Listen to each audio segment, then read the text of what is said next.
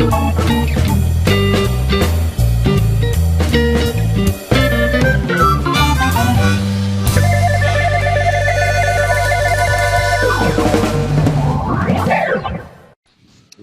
and gentlemen, welcome to the Darkstone Dossiers with your host, Anthony Darkstone.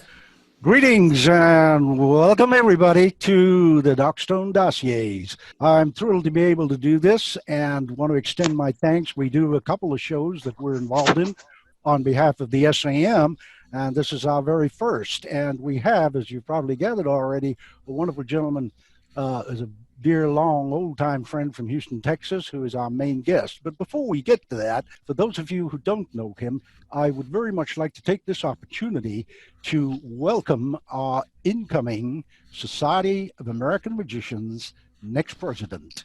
Ladies and gentlemen, Dr. Joel Zaritsky.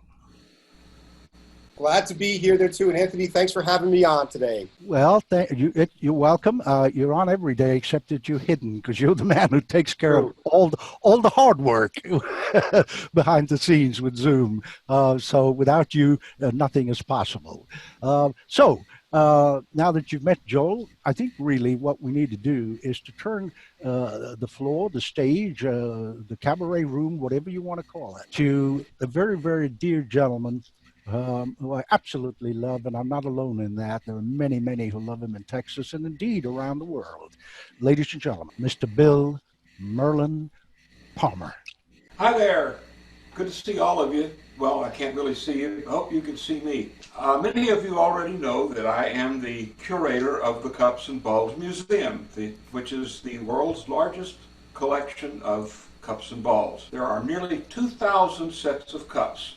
Now, I can't take you up into the museum itself because right now it looks like a disaster zone. But I did bring down some of my favorite cups just so you could get an idea of the history of the trick and what went into it and what's going into it. Now, I'm going to show you something that's very unusual. Now, those of you who are scholars of the cups and balls will know that the Romans referred to cups and balls workers as acetabularii. It came from the vinegar cup, which was actually a unit of measurement in addition to being a cup. I actually was able to purchase an acetabulum. This is what it looks like. It might be hard to see with the reflections there. There you can see it now. It's just a kind of a dished cup. It holds about 2 or 3 ounces of liquid, and it's supposed to be an actual measurement. Perhaps this ridge had something to do with being able to measure it, but I can see how that could be used for something similar to a 3-shell game. But this is not the oldest cup in the collection. Older than that, that cup was roughly 0 AD. This cup is from the ancient land of Elam, which is partially in Persia, around Iraq or Iran. This is about 4,000 years old. And this one here is also from Elam, and it is about the same age, just slightly different styles. They did not have a potter's wheel then. They made these things with coils of clay, which they stacked up on top of each other, and then they thinned them out fairly well, and then they baked them and made very simple earthenware pots. I decided I really knew what he was doing, so that gives you an idea of what the early cups they had to work with. Now, I don't know if they ever did the cups and balls with these, but this gives you an idea of what the cups were at those early time periods. Fast forwarding to nearly the present, we come to a book that was extremely important to magicians. It was called Hocus Pocus Jr., or The Whole Art of Legerdemain in Perfection, published in 1634, written by somebody who people think might have been the original Hocus Pocus. Hard to say. In this book, he describes these cups, and he says you need 3 cups made of brass or tin plate that are all the same size and that have the bottom inlet just a little bit, so there's a place for the ball to stay on top of them. Bob Reed told me once that he thinks this is the first description of a purpose-made cups and balls set. Now that is historically important. So these were made very recently in Pakistan, and I have them in, I had them in several different sizes. Now I'm just down to one of these, a little bit larger one and a huge one.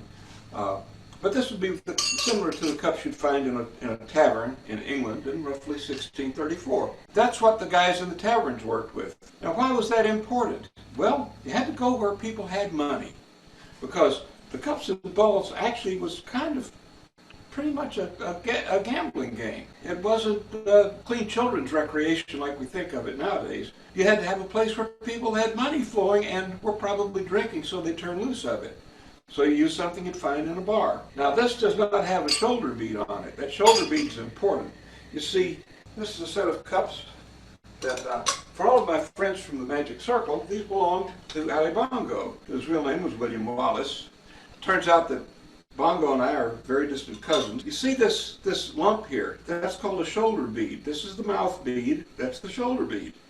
And the distance between the mouth bead and the shoulder bead is the same as the distance between the top of this cup and the bottom of the inside if it's not too thick. That means that you can put a ball that is less than that diameter right here on top, and they'll nest. Miracles.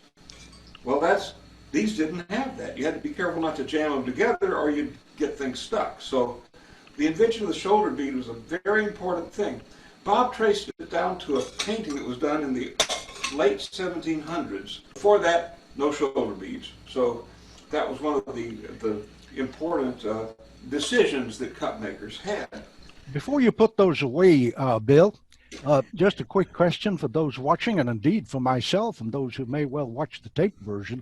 Those cups you just mentioned belonged to dear Ali Bongo, is that right? Ali Bongo, that's correct. Yeah. How did you acquire them? Did you steal them? No, I wish I had. No, I didn't actually. I got them at one of the Potter auctions. In fact, I got maybe a third to half of my better cups at the Potter auctions. And I'll mention that's important to me because all of this stuff is going to be going to Chicago very shortly.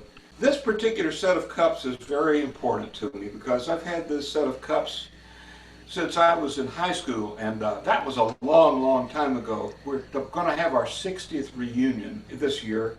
So I've had these cups actually probably 64, 65 years. These are Tammans stubby cups. They didn't make many of these. They were not very popular because they were kind of big. But the thing that was good about the Tammans stubby cups is they would take a tennis ball without any difficulty as the final load. Now this is a P&L cup. They're good cups. In fact, this particular set of cups has an engraving on the side that says John Platt, Master of the Cups and Balls. These cups were given to John as an award. I have the other two that go with it. I have several pieces of John Platt material. But look at this. That's a pretty good fit, isn't it? I could put anything that you put in a P&L cup inside this one and more.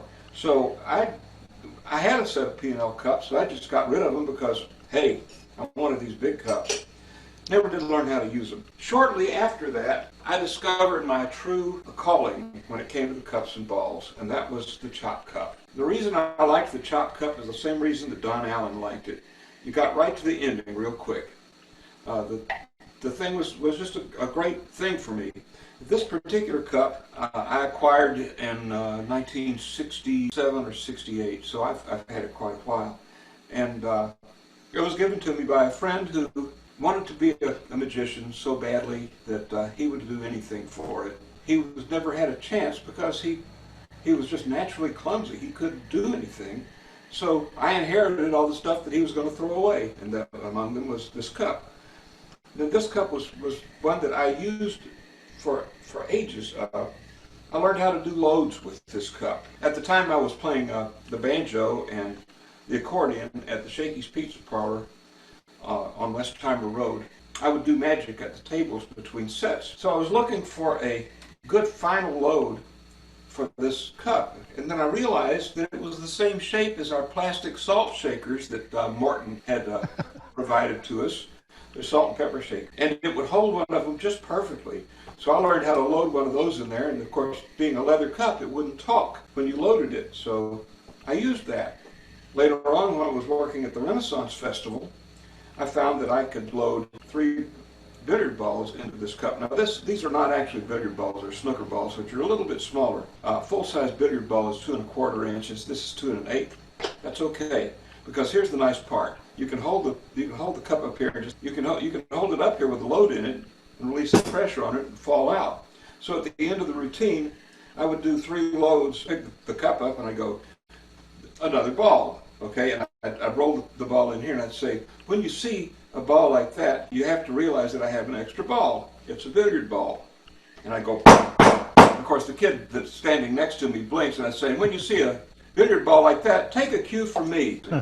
Cue ball, billiard ball, a little over your head, isn't it? Well, it doesn't matter. You've been behind the 8 ball for this whole thing. And that was the ending of the routine. And it worked very nicely. It got a real big round of applause. And I was doing this for 1,200 people. So you think about a ball this large and 3 billiard balls and a little leather cup entertaining 1,200 people, 400 of whom were standing. So that was okay. I learned a lot about holding a crowd when I was working the Renaissance Festival. And it's good information that I do share with people when the time comes. I'll pass some things along to you as we do this. If you're new to cups and balls and you want to do a routine, the place to start is with your final loads. You figure out what you're going to put into the cups at the end of the trick to wow your audience. And that's where you start. You pick a cup that'll hold them. And then you figure out how to get them in there without making any noise. The leather cup was a great idea. It just happened that I had one. But then the next most important thing is the color of the balls. The reason that's important is that if you can't see the balls on the top of the table or against the backdrop, which is your jacket, they're not going to see them. All of the things you make those balls do are just going to be wasted breath. Something that you can see. Yellow shows up on black better than any other color. White shows up second best. That's what I use most of the time. Now there are some interesting misconceptions about cups. A lot of people call this an Indian cup. It really isn't. This is not an Indian cup. It looks like an Indian cup. This was actually one of Johnny Platt's cups, and Johnny did a really nice pseudo-Indian cup routine. It was based on what they actually did in India. But Johnny worked most of the time off a table, so he couldn't do a real Indian cup routine because that was done seated. Now you think, well, why is that important? It's because the Indians knew more ways of concealing a ball than we do. Now this is an actual Indian cup. It was made in India. It's made from a coconut shell that's been polished, and it even came with a matching coconut wand. The Indian routine that people seldom get to see, but it's the original one, is called Chepum Pantum. And there's only one person in the United States who knows how to do it. His name is Gary Koznitsky. And here's the thing about the cups. One of the most important parts of it is displaying the ball on top of the cup. It's important because they do some instant palming like that as they're passing over the cup. And if you can't rest the ball on top of it, you can't do it. And the other thing is when they actually sometimes use a method of palming with their feet. That sounds kind of difficult. It isn't. The most often emulated cup in the world, this is a Paul Fox cup. This one is kind of special because this cup was actually one that Paul Fox himself used. Now, Paul was a jeweler who worked for Tiffany's. He was an engraver. And his daughter Margaret auctioned off a bunch of his stuff at the same time that some of Vernon's things came up for auction. Well, they look a little different from any of the Paul Fox cups I've seen, and they definitely look different to me. Then when I got them, I noticed the differences, and I'm going to show them to you. You may have a little trouble seeing this. This is a set of cups that were made by Danny Dew. The thing about the Paul Fox cups is they could accommodate a lacrosse ball. Now, lacrosse balls vary a lot in size these days. This just falls right in there. Look at that. That's a perfect fit. And it just sits right there on top of it. You can move it around on the table with no friction or anything. And that's perfect. What he had done was he took this point here and he measured it to make it the same as the diameter, and he made this part a cylinder that came up to there, and then he blended it into a kind of a dome with a vent at the top. And he designed it a little differently. He brought the cylinder up to this point, and then it comes over. And that's the way that most of the modern ones are like. Now this still holds the lacrosse ball just fine, but that was the first thing that I noticed was that gentle dome, and then there's a very tiny flat spot on the top of each one of these. Be warned, that tiny flat spot also shows up in some of the cups that Magic Makers made that were very bad clones of Paul Fox cups. So there you have a lesson in cup identification. And by the way, if you have cups you want identified, you can always mail me a photo. If you go to the Cups and Balls Museum site, you'll notice that all the pictures are in very sharp focus, but they're very small. And the way that happens, and I don't mind helping people identify things that they've acquired here and there. Speaking of identification there, Bill, forgive me interrupting. Speaking of identification, there is a great difference that you've just explained between, shall we say, the engineering, in parenthesis, structure of the Paul Fox and the ones right now on your table. Presumably, like all props in Magic, each one has a different purpose, and in this instance, depending on the load. Would that be an accurate assumption on my part? Pretty close, but actually I think it had more to do with the spinning process itself. It's all a matter of the philosophy of the cups. You're right to that degree. Now I have a set of Paul Fox chick cups here, but they're barely recognizable except to people who are busters. And then once you see what they are, you'll go, aha, of course. Don't everybody answer at once. Whose cups were these? The answer is Gary Osborne, also known as Gazzo. You should be familiar with his book, The Art of Crowd Keeping, in which he describes his routine. And you see these battered cups, not just a set of battered cups, these battered cups on the table. And in there is a story. He was working in Key West.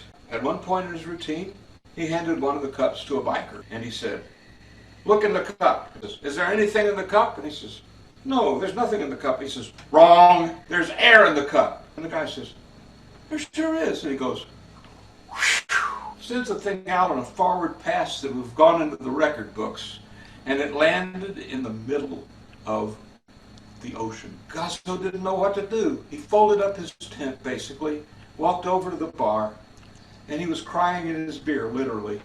The bartender said, "Gazzo, what happened?" This biker threw my cup into the sea. It was impossible to replace these because Danny Dew had basically quit making cups at that time.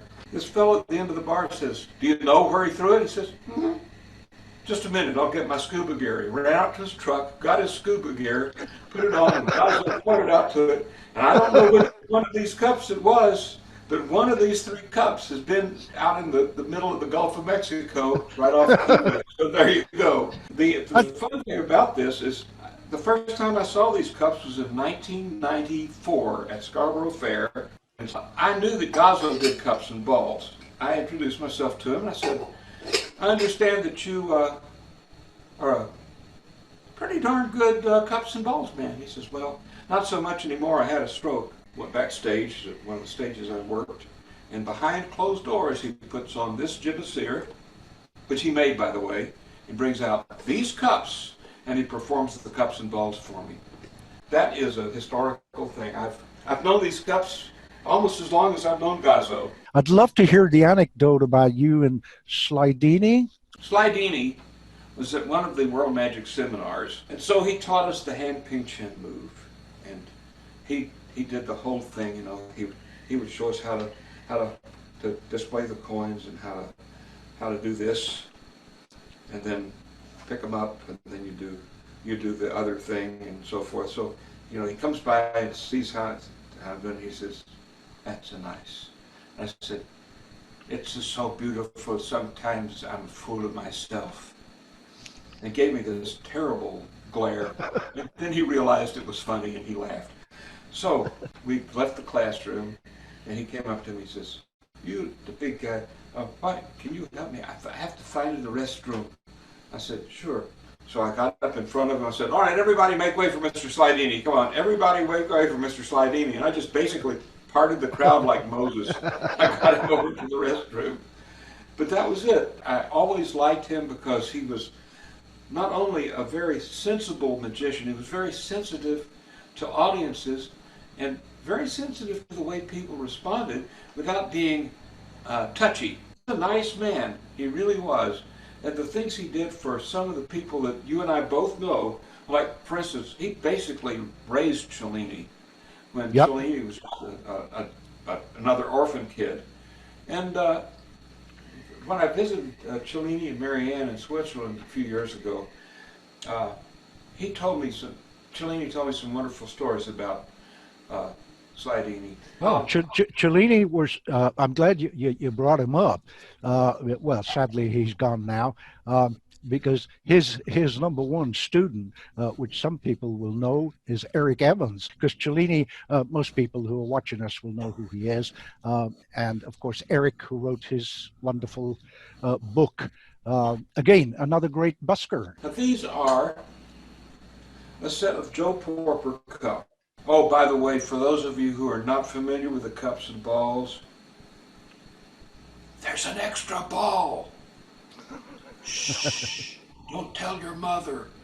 Okay, Joe Porper made this box. So everything fits into it just perfectly. Cups, the balls, the wand, which takes down, and the lid of the box has one of those Divernon spinning coins inlaid in the top. I'll bring it up toward the camera so you can kind of get a look at it.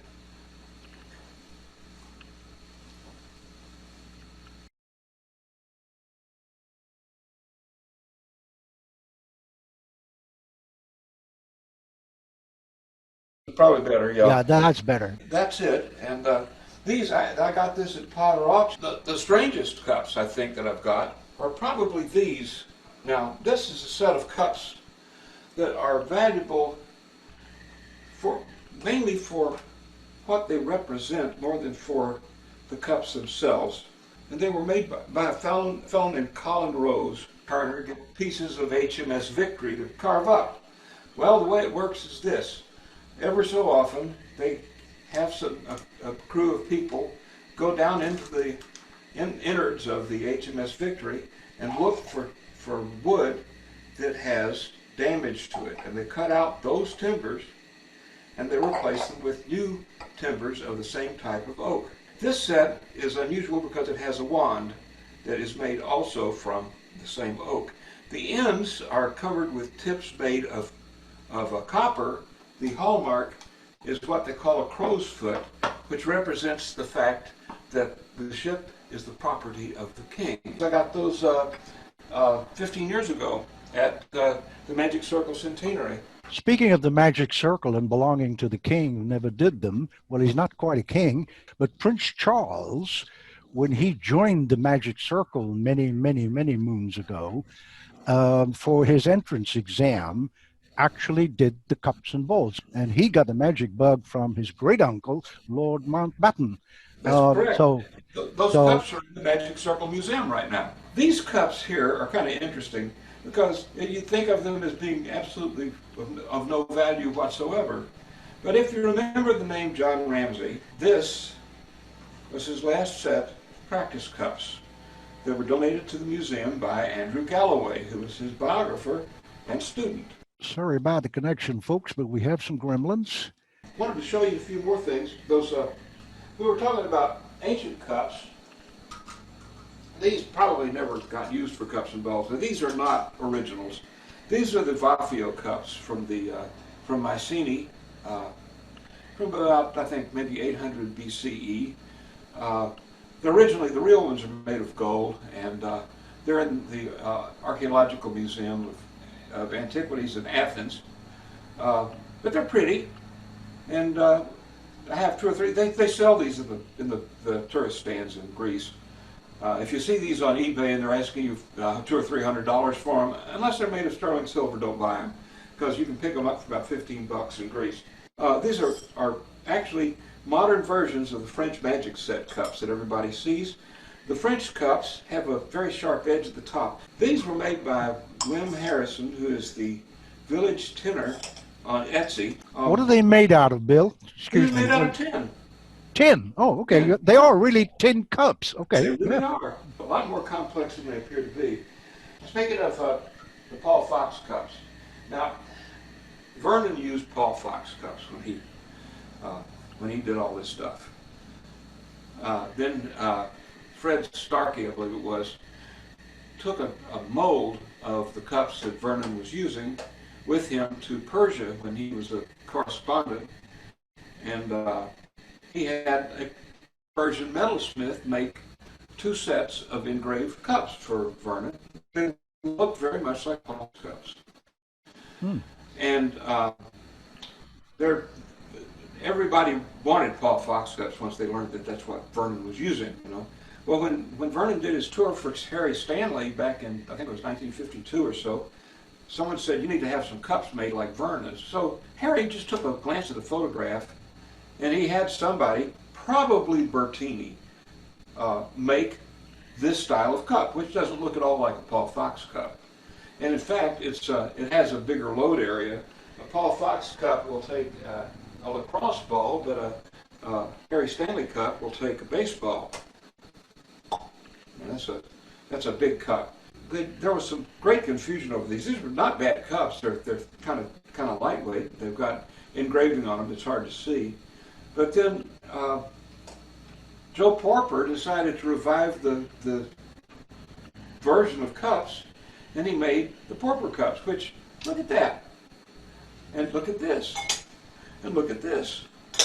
That's the test. These cups suddenly took off a couple of years ago, and people were buying them like crazy. Something strange happened. A guy in England named Brett Sherwood came up with something that was the next step. These are the Sherwood cups. Now these are about the same size as the Harry Stanley cups. They have a little different kind of a platform to them. These are engraved. They come in engraved, plain, and all. These are actual sterling silver. They will hold a tennis ball with no difficulty at all. This is the Cadillac of cups. Definitely among the best cups that have ever been made. These are a set of cups that belonged to a fellow named J. Elder Blackledge. He was a society magician around the time of between the First and Second World Wars. He performed many times for President Roosevelt. So it's a chance that he may have passed these to President Roosevelt for examination. I'd like to think that maybe a little bit of Franklin Roosevelt's DNA got off on these. These are cups, and if you just took a glance at them, you say, oh, those are Johnson cups. They look wrong. They do have Johnson Products, the logo inside them. But they're copper, because everybody knows that Johnson Products didn't make copper cups. Yeah, they did. They made a run of 53 sets, I believe. I managed to get 1 set from him. They're pretty rare. What makes a set of cups desirable? That's easy. You want it.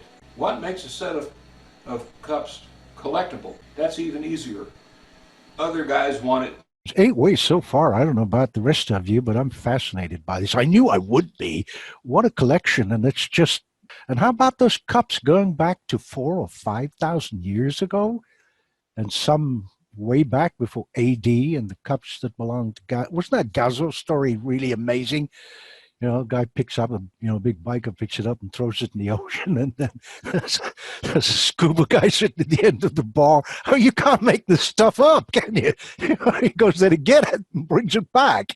Well, I don't know if any of you have some questions kind of prepared, because we could ask Bill. I don't know if he's got to his chop cups yet. If you were going to buy a set of cups as an investment, which one would you get? I said, buy the one in a gold box. Throw the cups away and keep the box. I love the cups and balls, even though you don't see me doing a 3-cup routine. I do love the cups and balls. One of the first sets of cups that I bought from Alki was a set of cups that he said, I have a set of cups that I want to sell, but it's going to be very expensive, and it weighs 13 pounds for the set. And I don't know what to call it. I said, how big are they? He said, they will hold a 5-inch load ball. This is good them. Grief. These are the monster cups. I named them for him because he didn't have a name. He says, monster cups. I love that name. Oh, look at that. Now that's a set, yeah. If you take that and reduce it, It looks the same. It's because he uses the same algorithm for that. He did make a Jumbo Plus that I picked up at the Austin auction. This belongs to a fellow named Alan Bovick. This probably weighs about maybe 8 pounds for the set. So are there any questions that you'd like me to answer, Tony? Oh, yeah, I was just going to say, in fact, those monster cups, you could do one heck of a routine, you know, instead of loading it with bowls, you load it with other cups and then bowls under the other cups. Yeah, I have a question for you. I just wondered if you'd manage to have enough time to maybe get out some of your little chop cups, particularly the tiny ones. Jim Reiser came out with a set that is very, very small. He made these cups. Now I'm going to bring one of them up toward the camera so you can see them. I'm not just messing with your head here. These are little tiny cups. Good grief. They look like thimbles almost. And Try it again, these are Bill. about 3/8 inch in diameter, and they're about, a little shorter than a ½ inch, about a centimeter tall. So I've mentioned it to Alki, and Alki said, well, you know, I could probably make a set of cups that are that size. So he came out with these, and these are just exactly like the Van Dokum cups, only they're very small. They're just about as small as these others, a little bigger. So Alki said, well, that's not quite right. They need to be smaller. We call these the nano cups. These are the pico cups. See how tiny those are? They're even smaller. Goodness. Yes, Yeah. they are. These. Now here's the pico cup, and here's the tiny trad, and oops, it is smaller. And then he came up with these. Now these are hard to see. You see, that's the glory of CNC machining. But here are the Femto cups. They're really hard to hold on to, but there's one of them. It's, let's say, 1/8 of an inch tall, and 1/8 of an inch. 1/8 of an inch tall. Well, that's an actual cup, right? That's what it is. I'd be glad to answer any question. Well, we have one here from a gentleman, from Tom, that's all I can identify him as, who says, could Bill please discuss the importance of the busker's pouch, and does he use one? And I can tell you a lot of things about the busker's pouch, because if you're a busker, you need one. And now the thing is that the Dossiers, or the busker's pouch, is very handy for holding your cups, for holding the loads, as an intermediary position for the loads to go to the cups. It's very important. But the busker's pouch, it's as important as any sleight you'll ever learn. It's a very handy place to put things. But if you're going to use a busker's pouch, it's probably a good idea to use it all the way through your act. Yeah, sorry about that, ladies and gentlemen. We just have these are the gremlins that show up. Really, we're coming to that time. Apologies again for the gremlins, and you know, huge thanks to Bill for taking the time. As I said, a really long-time friend, and I'm glad we mentioned another dear mutual friend of ours called Ralph Markham. Some of you who are, shall we say, batting in my age range, may remember that dear Markham had in the linking ring a column for many, many, many years called the Table of My Memory. Because some of you may know me, have this column in the MUM called Magic Around the World, and we also have the International Assembly. This gentleman, incidentally, is called Magic Noor, and he's one of the people we wrote about from Morocco, and he designs cups and balls. Basically, I think now what we'd like to do is to just literally throw the floor open. Put your mics on and just ask Bill anything you want directly, real quick. Well, I'll just fill you in. I was talking earlier on about Magic Around the World. We now have a wonderful SAM International Assembly, which truly has people from different parts of the world: the Netherlands, Norway, Morocco, Brazil, and very shortly, hopefully South Africa. and various other points around the world. And we have that thanks to the help of all the wonderful people who helped me put that together. So if you're not part of the International Assembly, you can join. John Sturck tells me that you can join the International Assembly if you're an SAM member, and you can have more than one assembly on your membership card. The object of the International Assembly is to widen the scope. Truly is a worldwide organization, and I love the SAM. And for those who don't know me, I was very fortunate back in 2000 to be made an international deputy. And when I was in Singapore, the president at the time, our good friend Mark Weedus, said, "Okay, they don't know what it means, so use international envoys." So I've used that ever since. Now, Mr. Palmer is back, so please unmute your mic and speak with him directly. When I was a kid, I worked with Dennis Loomis. I traveled on the road with him for a year when I was 16 till I was 17. We went to Alaska, British Columbia. He was famous for his mini chop cup, and I'm curious if you have one. I'm very much aware of it. Actually, it was a very interesting cup. I got hold of several different versions of it. There was originally Rings and Things manufactured the little chop cup for him, and then Rings and Things went out of business, and Jim Reiser started making the miniature chop cups and the pocket flask and all the other accoutrements that went with it, and it was put out in several different versions. There was a collector's version that had a case and all that. I've got, I think, each iteration of it. Back when I was working the Renaissance Festival, I decided I wanted to do a dollhouse, and I had built one using the Berling hull plans. But when I saw Dennis's idea, I asked him if I purchased the plans from him, if I could build his top on a Berling hull base so I could have it right on the ground. And he gave me permission to do so. And then when he came out with his DVD on that particular illusion, he asked me to send pictures of it, and I accommodated him, of course. I later sold that particular dollhouse. The cool thing about that dollhouse is you could look straight into it. You had no idea.